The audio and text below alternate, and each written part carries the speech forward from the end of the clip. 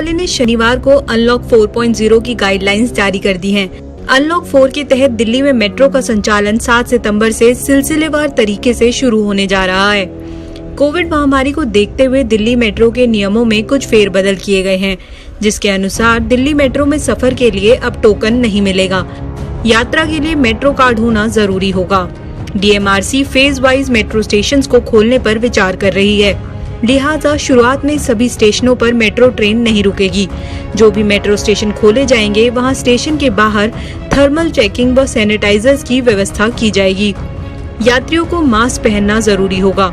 गृह मंत्रालय द्वारा जारी किए गए नियम अनलॉक 4 के मुताबिक 1 सितंबर से लोगों को अब देश के भीतर कहीं भी यात्रा करने के लिए सरकारी वेबसाइटों पर ई-पास या पंजीकरण करने की आवश्यकता नहीं होगी।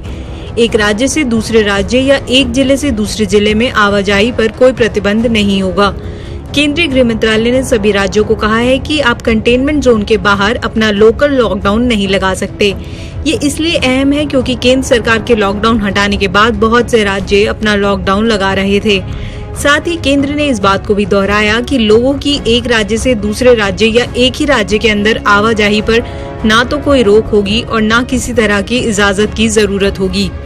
कक्षा 9 से 12 तक के छात्रों को अपने शिक्षकों से मार्गदर्शन लेने के लिए स्वैच्छिक आधार पर स्कूल में जाने की अनुमति दी जा सकती है।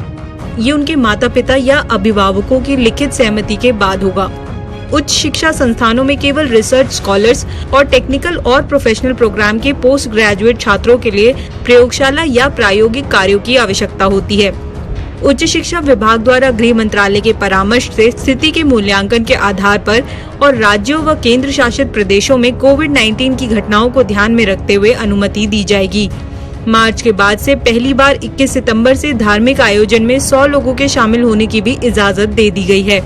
समारोह में अनिवार्य रूप से face mask, social distancing, thermal scanning, sanitizer और कोविड-19 रोकथाम के नियमों का पालन करना होगा।